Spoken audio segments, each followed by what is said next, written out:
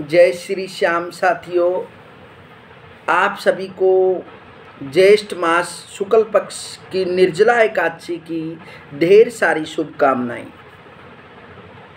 साथियों, आज बात करेंगे कि निर्जला एकादशी का व्रत कब रहने वाला है और इस व्रत में क्या नियम करें और इसमें क्या दान करना चाहिए और इस व्रत के दिन किस देवता की पूजा विशेषकर करनी चाहिए और एकादशी व्रत जो ज्येष्ठ मास शुक्ल पक्ष की निर्जला एकादशी है, इस एकादशी के दिन क्या नियम करने चाहिए। आज संपूर्ण जानकारी निर्जला एकादशी के बारे में बताने वाले हैं। जो साथी चैनल पर नए हैं, चैनल को सब्सक्राइब कर लें और वीडियो को लाइक करें। तो आइए जानते हैं साथियों, निर्जला एकादशी का व्रत कब रखा जाएगा। वैसे तो हर मास में 2 बार एकादशी आती है और हर एकादशी अपने आप में बहुत ही महत्वपूर्ण एकादशी होती है।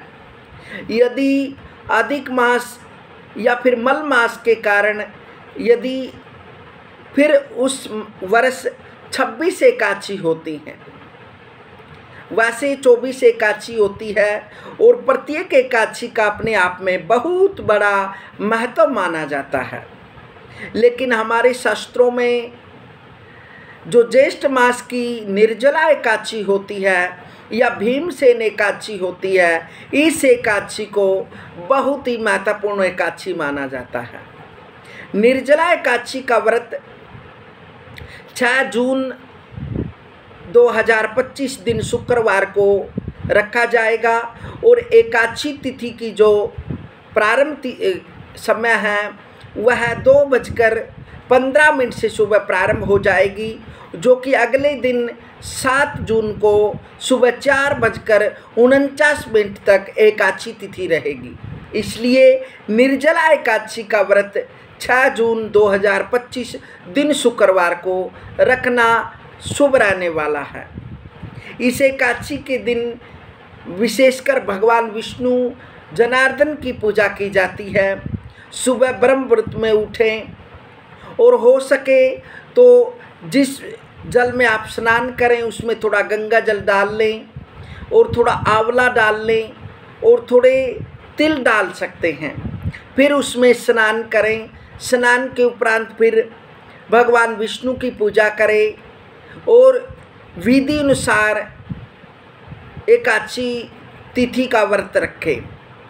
जो भक्त श्रद्धा भक्ति से भगवान विष्णु की आराधना करता है, इस दिन विशेषकर भगवान विष्णु की पूजा करनी चाहिए और नमो भगवते वासुदेवाय इस मंत्र का जप करना चाहिए।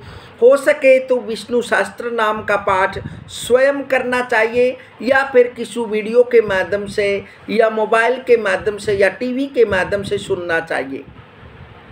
यदि इस दिन जो भक्त शुद्धि के साथ मन, वाणी और शरीर को शुद्ध करके इस एकादशी का व्रत करता है, उसको जो संपूर्ण साल में एकादशी आती हैं उन सभी एकादशियों का फल अवश्य प्राप्त होता है और उस वक्त पर भगवान विष्णु की विशेष कृपा हो जाती है। इसलिए निर्जला एकादशी में यदि इसमें निर्जला भावार्थ क्या है, अर्थ इसका कि बिना जल के जो किसी भी प्रकार से शरीर में कोई पीड़ा है या बीमारी के कारण या असमर्थ है, तो ऐसा नहीं है कि जल ना पिए, पी सकते हैं आप, ऐसा कोई विधान नहीं है। यदि जो स्वस्थ है तो वह निर्जल रहकर इस व्रत को करें। जो असमर्थ है या कोई बीमारी के कारण इस दिन व्रत नहीं रख सकता, तो कम से कम इस दिन निर्जला एकादशी की कथा अवश्य सुने। जो श्रद्धा भक्ति से इस दिन भगवान विष्णु को पीले पुष्प अर्पित करता है और भगवान विष्णु की षोडशोपचार पूजन करता है और पंचामृत से भगवान विष्णु का अभिषेक करता है, तो उसको जो भी मन की इच्छाएं होती हैं उसको शुभ इच्छा के अनुसार फल प्राप्त होता है। और वह इस लोक में आयु, विद्या, स्वास्थ्य, धन, संपत्ति, ऐश्वर्य, मान, सम्मान, प्रतिष्ठा सभी प्रकार के सुख प्राप्त करता है। और इस लोक में सभी सुखों को भोग कर अंतिम में भगवान विष्णु या विराट पुरुष में विलीन हो जाता है, उसको स्वर्ग की प्राप्ति होती है। क्योंकि इस कथा के माध्यम से भी इस दिन विशेषकर यह व्रत स्वयं अपने लिए किया जाता है। वैसे जो साल में एकादशियाँ होती हैं उनका तो कहीं ना कहीं कोई पुत्र प्राप्ति के लिए है, कोई सुख प्राप्ति के लिए है, कोई विशेषकर हमारे जो रिलेटिव हैं उनका सुख प्राप्त करने के लिए हैं। लेकिन यह एकादशी अपने आप को उद्धार करने के लिए होती है। क्योंकि एक समय की बात है, भीमसेन ने व्यास जी से पूछा कि भगवान युधिष्ठिर, अर्जुन, नकुल, सहदेव, कुंती और द्रौपदी इस एकादशी का व्रत रखती हैं और वह भी मेरे को सभी एकादशी का व्रत करने के लिए कहते हैं और मेरे को बोलते हैं कि आपने एकादशी का व्रत करना चाहिए। लेकिन भगवान मैं भोजन के बिना नहीं रह सकता। यदि इसके अलावा कोई और उपाय हो तो मेरे को बता सकते हैं।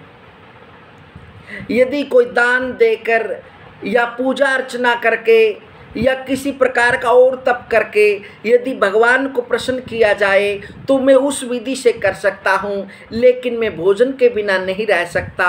क्योंकि भगवान मेरे पेट में वृक्क नाम की अग्नि है और वह निरंतर प्रज्वलित होती रहती है, इसलिए मैं भोजन के बिना नहीं रह सकता। तब व्यास जी कहते हैं कि यदि भीमसेन, यदि आपको स्वर्ग की प्राप्ति करनी है और नरक से आपने छुटकारा लेना है तो फिर आपने निर्जला एकादशी का व्रत करना चाहिए। यदि आप उस निर्जला एकादशी का व्रत बिना जल के करोगे तो आपको जो वर्ष में 24 एकादशी आती हैं उन सभी एकादशियों का फल आपको प्राप्त होगा। तो इस बात से व्यास जी की बात सुनकर भीमसेन उनको कहते हैं कि भगवान मेरे को ऐसा मार्ग बताइए कि मैं भी मोक्ष को प्राप्त हूँ और मेरे को भी स्वर्ग की प्राप्ति हो और मेरा नरक से छुटकारा दिलवाइए। तो इस प्रकार से व्यास जी के कहने पर इस एकादशी के व्रत को भीमसेन जी करते हैं और इस व्रत को करने के बाद उनको स्वर्ग की प्राप्ति होती है, अनेक प्रकार के सुख प्राप्त होते हैं। इसलिए इस एकादशी का महत्व बहुत बड़ा माना जाता है। इसे भीमसेन एकादशी भी कहते हैं, इसे पांडव एकादशी भी कहते हैं, इसे निर्जला एकादशी भी कहते हैं, इसे बिना जल की एकादशी भी कहते हैं। जो श्रद्धा भक्ति से भक्त इस दिन भाव, श्रद्धा, शुद्धि के साथ इस व्रत को करता है उस भक्त पर विशेषकर वासुदेव की विशेष कृपा प्राप्त होती है और वह इस लोक में सभी प्रकार के सुख प्राप्त करके अंतिम में उसको स्वर्ग की प्राप्ति होती है। वह पूरी आयु भोग कर और इस जीवन में इस लोक के जितने भी सुख होते हैं वह सभी सुख भोग कर अंतिम में वह भगवान जो विराट पुरुष है उसमें विलीन हो जाते हैं। वह आत्मा सदैव के लिए स्वर्ग की प्राप्ति करती है। इस एकादशी का व्रत इतना बड़ा, इसका महत्व इतना बड़ा माना जाता है। इसलिए इस दिन विशेषकर कोई भी आप फल का दान कर सकते हैं या कोई किसी प्रकार का वस्त्र का दान कर सकते हैं या फिर जल की छबील लगा सकते हैं।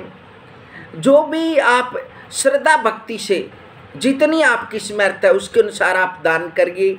अवश्य ही आपको, यदि आप एकादशी का व्रत नहीं भी कर सकते किसी कारण से या स्वास्थ्य के कारण या फिर कोई अन्य परिस्थितियों के कारण, तो तब ऐसा करिए तो आपको अवश्य ही एकादशी का व्रत जो करने से जो पुण्य फल प्राप्त होता है वह फल आपको अवश्य प्राप्त होगा। और एक मंत्र का अवश्य जप करिए, नमो भगवते वासुदेवाय नमः। यदि हो सके जितना भी आपको समय मिले भगवान विष्णु की प्रतिमा को एक पीले वस्त्र पर सुसज्जित करके उसकी पूजा करके उपचार भगवान की पूजा करके और उसके बाद उसके सामने बैठकर नमो भगवते वासुदेवाय इस मंत्र का जाप करिए और भगवान के सामने बैठकर विष्णु सहस्त्र नाम का पाठ अवश्य करिए। जो इस दिन भगवान विष्णु सहस्त्र नाम का पाठ करता है उसको तो साक्षात नारायण के दर्शन होते हैं।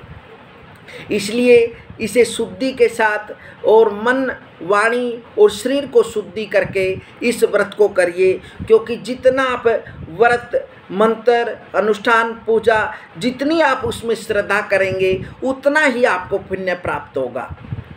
इसलिए विशेषकर इसमें सारी विधियां बता दी गई है। यदि कोई बिना जल के नहीं रह सकता तो कोई आवश्यक नहीं है। इस दिन केवल आप शुद्धि के साथ रहिए, गोविंद की पूजा करिए, भगवान वासुदेव की पूजा करिए। इस प्रकार से विष्णु भगवान की पूजा करके श्रद्धा भक्ति के साथ रहिए, शुद्धि के साथ रहिए, अपनी वाणी से कटु वाक्य ना निकालिए। बिल्कुल आप हरिओम का जप करते रहिए। अवश्य ही आपको जो ज्येष्ठ मास शुक्ल पक्ष की निर्जला एकादशी होती है उसी के व्रत करने के समान जो फल प्राप्त होता है वही फल प्राप्त आपको इसी विधि से करने से होगा। और कमेंट में नमो भगवते वासुदेवाय लिखिए या फिर हरिओम लिखिए। हम समझेंगे कि हमारे द्वारा दी गई जानकारी से आप प्रसन्न हैं और हमारे द्वारा जो भी जानकारी दी जाती है उसको आप अवश्य ही सुनते हैं। मिलते हैं साथियों अगली वीडियो में, तब तक हरिओम।